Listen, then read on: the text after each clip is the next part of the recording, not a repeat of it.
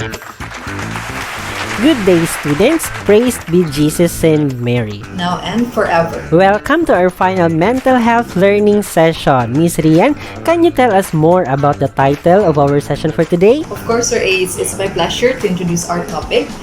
So, everyone always says to follow your dreams, but not everybody does it. Why? Is it because of financial difficulties, unsupportive parents or guardians, o baka naman napanghinaan na tayo ng loob and everything seemed impossible? So the tendency for us individuals is that we have this need of immediate gratification, wherein if we wanted to know something, we could just Google it. If we wanted to talk to a friend, we could just send him or her a message or just call them. So we are surrounded by the convenience that made us somehow impatient. And achieving dreams doesn't work like that. Diba, Sir Ace? Yes, fulfilling one's dream requires late nights and early mornings, no? A lot of pressures and even rejection. So people who could not delay gratification often fail, no? Because they are unable to focus on the long-term reward. Okay, so let go of these immediate gratifications. The most effective way to achieve your dream is to set specific goals. So I think this time it is necessary for us to ask this question. So our question is, what is your dream? Okay, so to our dear students, you may put your answers in the comment section. So while waiting for your answers, tanungin muna natin si Miss Rian with this question. Miss Rian. Okay, Sir Ace. So when I was in kindergarten, di ba, we have this yearbook during graduation. So I wrote that I wanted to be a lawyer because that it was very common that if may pangarap ka, yun ay either maging nurse, doctor, engineer, or lawyer. So yun yung mga sikat na profession dati. So when I was in high school, I always wanted to be a flight stewardess. But then, as time passed by, dreams and goals change. So with a lot of things to consider and all. How about you, Sir Ace? Okay, so I think I have to recall some of my childhood experiences, no? So back when I was in 4th year high school, wala pa kasi tayong senior high at that time, di ba? So by grade 10, we already need to think about our career choices. Actually, Miss Rian, I'm not sure at that time whether I wanted to become a guidance counselor because hindi siya ganun ka-common, no? So I consider becoming an IT specialist, and my second option is to work in the school setting.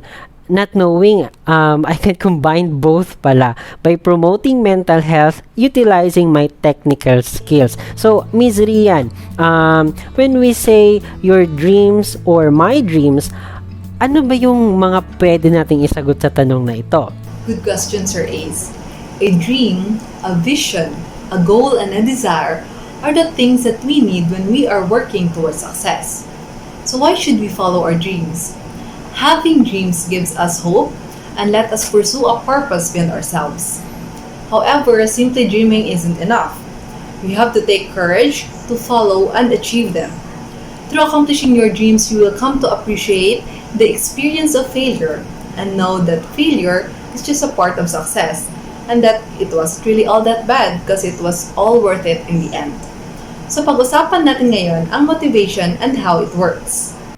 That's right. Let us define what is motivation. So probably you all have ideas about motivation, quote unquote, no? So we often hear from our students, "Sir, nawad-an nako og motivation." No? When we are talking about the reasons for the things we do, probably you are referring to motivation. So goals are the stepping stones towards your dreams. So in order to achieve them, you need motivation to keep you persisting along towards them. So by definition, no, motivation is what drives or inspires you to achieve your goals or behave in a certain manner. So it answers the question, what keeps you going? So Miss Rian, since we both handling clients, no, having low or less motivated to do things, for you, what is it to be motivated in doing something? Ganito kasi yan. When you're motivated, you have this desire to change your life. Motivation pushes you towards your goal because of a desire for change. Kaya naman minsan, kung wala tayong ginagawa, we feel like we don't have motivation. In order to make a change, something must be done. And in other words, there is no progress for doing nothing. Motivation helps you to clarify your goal so you know exactly what you're working towards. It is also a factor in order for you to set your priorities in life. Motivation helps you to focus and make a commitment to seeing your goal accomplished. I like that phrase. There is no progress from doing nothing. Yes, exactly the point. So, Sir Ace, back when we were in college, we are presented with many theories and concepts about motivation. Can you tell us something about where we can get motivation?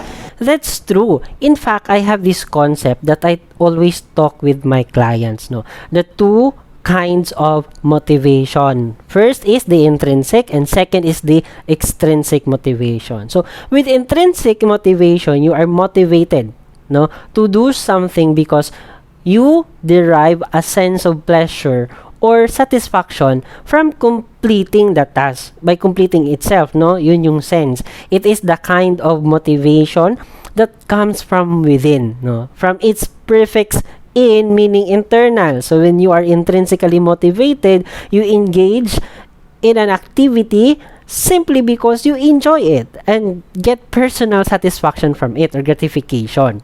Ibig sabihin, Sir Ace, it's a kind of motivation that can hardly taken away from us. Tama? Yes, that is true again. So, in contrast with something that is internal and requires more energy to take away, meron tayong tinatawag na extrinsic motivation. So, you may also be motivated by extrinsic sources, no? So, when you are extrinsically motivated, you do something in order to gain an external reward. So, this can mean getting something in return, no? Such as money or avoiding getting into trouble, such as getting scolded by your parents. So, or there are students who tries hard to please others, no, or wanting approval from their friends and family. So from its prefix ex, meaning external. So now, Miss Rian, I think with the idea that we have some students na nawawala ng motivation to reach their dreams, what can we do about it? Other than the serenity prayer that says accept the things that we cannot change, it also says do the things that we can. From here, we can apply the concept of locus of control. The locus of control has been implicated as playing an important role in a variety of areas in people's lives, including their health, general well-being and happiness, satisfaction with their jobs and lives overall, and to some extent their careers, vocational aspirations, and choices.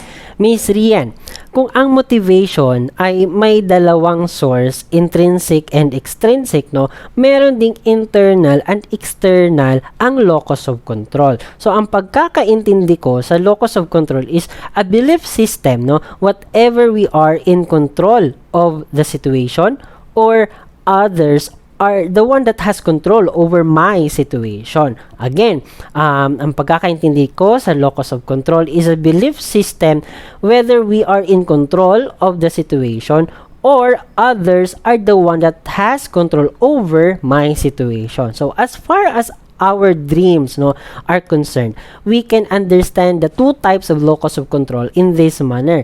In internal locus of control, the individual himself or herself believes that his or her success is due to factors within our own control. So, their behaviors are guided by their personal decisions and efforts. So, while in external locus of control, the individual believes that his or her success or failure are due to factors outside their own control and that their behavior is guided by fate, no, luck, or other external circumstances. I think I can add more about this concept in relation with our students' present situations or A's.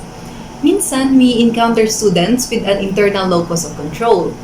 They generally believe that their success or failure is a result of the effort at pagtsatsaga nila sa kanilang pag-aaral. On the other hand, a student with an external locus of control naman ay naniniwala that their successes or failure ay resulta ng external factors na di nila kontrolado, which refers to luck, fate, bias, or teachers that they find unfair or prejudiced. It's like putting others as in charge for their unfavorable situation or experiences.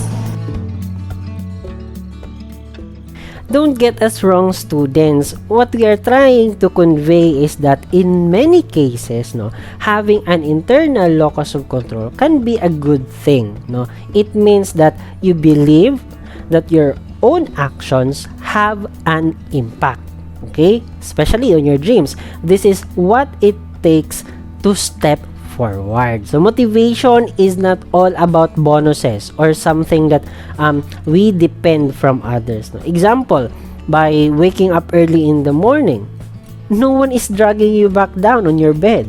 You must have a sense of internal locus of control, that you are in charge to stretch out your arms and to bend your body to get up and fix your bed. No one is stopping you.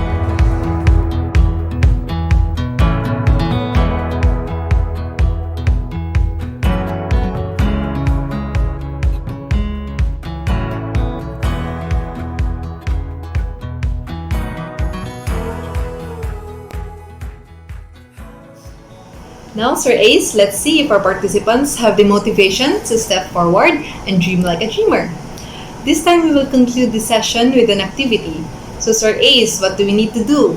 Okay, so, well, some of the peer facilitators are familiar already with this activity. So, we have 6 letters, no, in the word dreamer. And what you need to do is that in each letter, you think of a word like values or qualities of an ideal dreamer. Okay, it can be a word or a phrase, an adjective or an action word. Okay, so we will give you time to write your answer in the comment section. So you may start composing your acronyms in 3, 2, 1. You may begin.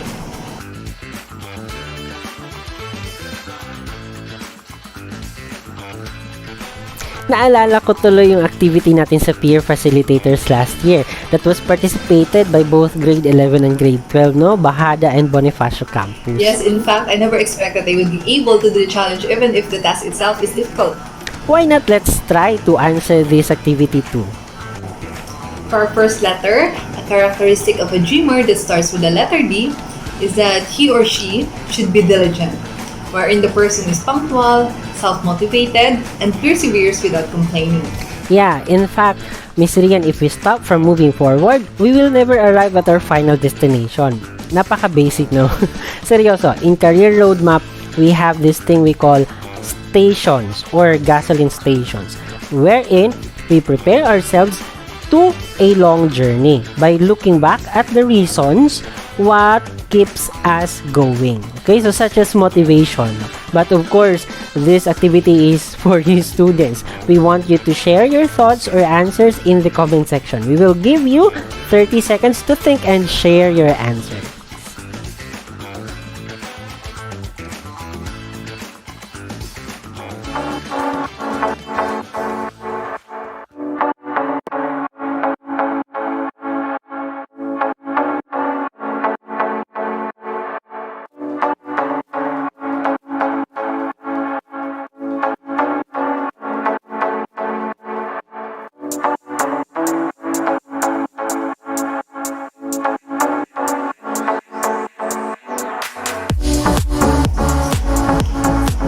Second letter, what about you, Sir Ace? What characteristic of a dreamer comes in mind that starts with the letter R?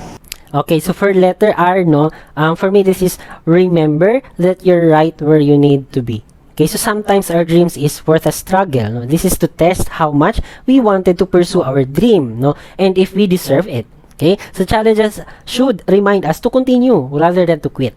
That's right, Sir Ace. And take note, students, that it is perfectly natural to have setbacks. Focus on your destination, but at the same time, do not forget to enjoy the process or the journey itself. Take one step at a time because there's no need to rush. Now it's your turn. We want you to again share your thoughts or answers in the comment section. Your time starts now.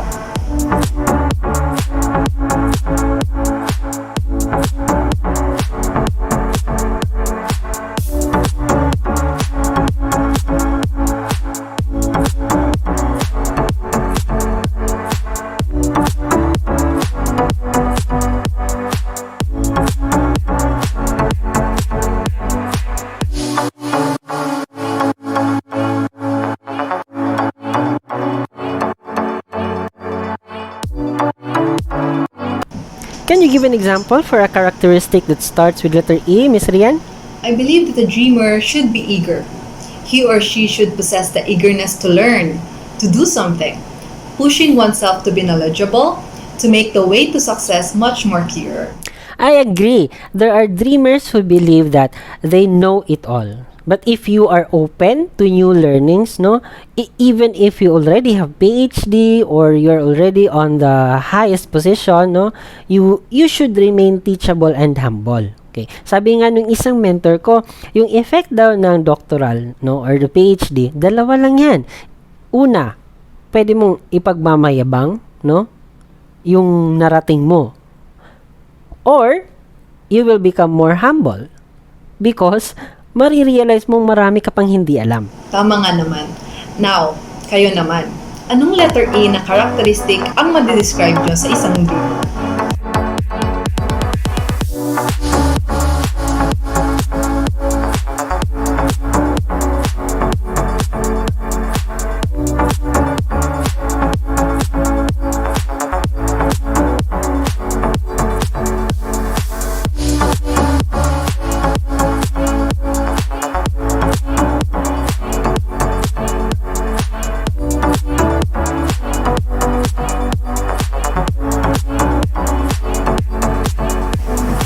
Now, Sir Ace, how about the characteristic that starts with the letter A? Do you have anything in mind?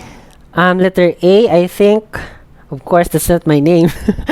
Ambitious, no? Of course, in a positive way. So, dreamers are ambitious, no? Not boastful. They don't dream just for themselves, no? They dream for their family and to contribute in their community, no? Not to boast their achievements to others, no? Striving for success and not for superiority. So, parang gem and shaft lang, no? This is social interest, not personal interest. So, you know, Miss Rian, it is not about the numbers of your achievements. It is what keeps you going. Yes, I agree. Being ambitious can help you succeed because those kind of people have this characteristic, never give up. They push themselves forward, focusing on their goals. Now, learners, it's your turn. We want you to share your thoughts or answers in the comment section. Your 30 seconds starts now.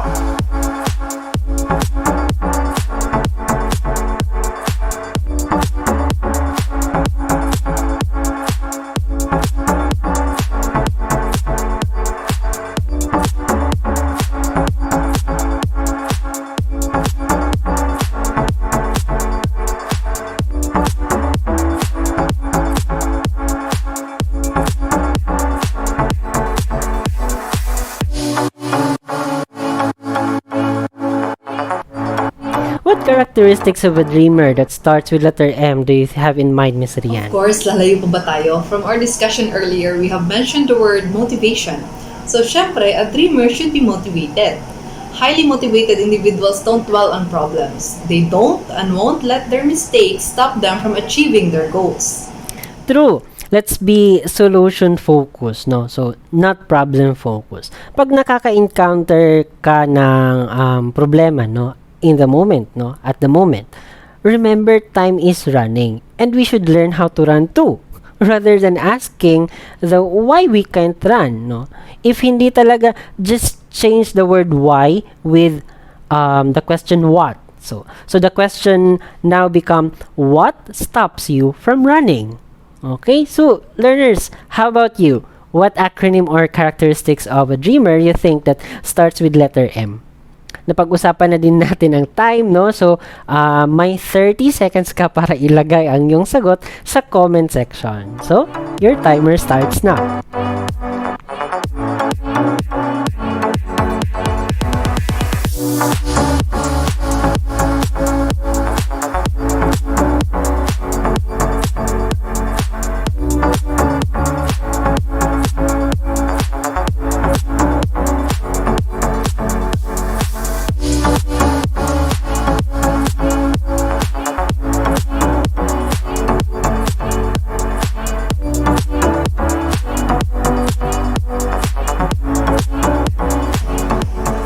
And now for another letter E, Sir Ace.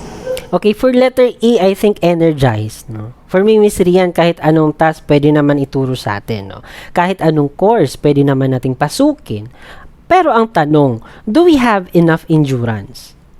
Are we energized when we do every little things that has a connection to our dream? Okay? Commonly sa mga nakakausap ko na students, no? Ang tanong nila, sir, ano bang pipiliin ko? Passion or practical? Miss Rian, of course, personally, ang sagot ko dyan, both.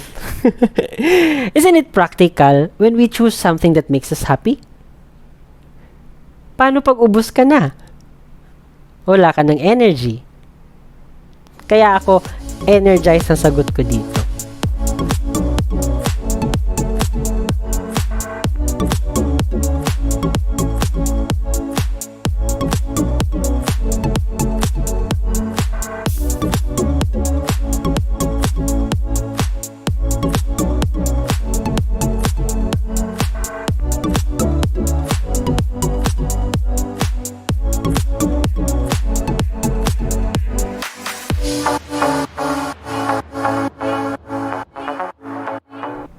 Miss, sa wakas nasa last letter na tayo. Okay? So, ikaw ang tatanungin ko dito kasi R. Rian na Rian.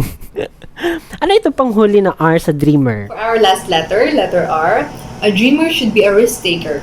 Sabi nga nila, ang mga taong mahilig raw mag-take ng risk tend to be more contented and satisfied with their lives. They have lesser regrets than most people. So when we say take the risk, hindi lang basta-basta na mag-take ka lang ng risk. It should be a calculated risk. Miss, what do you mean by calculated risk? Yes, take a risk, but do not let yourself be blind in a situation you're going. Make plans and calculate your outcomes. Now, kayo naman for our last letter, letter R. Put your answers in the comment section, and your 30 seconds starts now.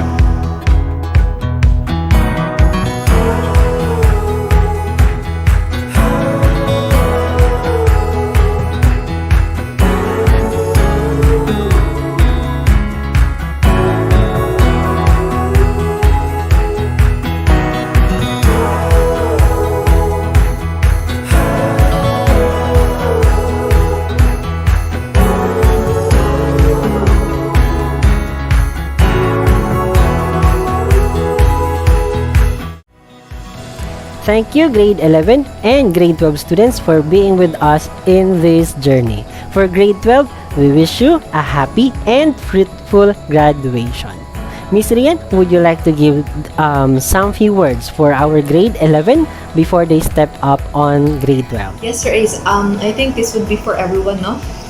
I would like to encourage students, dreamers, that although our future is a big blur, ang raming uncertainties and all, but let's try not to give up on our dreams. Let's hold on to it, because no one is going to follow our dreams for us. No one is going to follow your dreams for you. And it's a different kind of fulfillment when you yourself achieve your goals. And I think that would be all. Again, thank you so much for listening, and have a nice week ahead.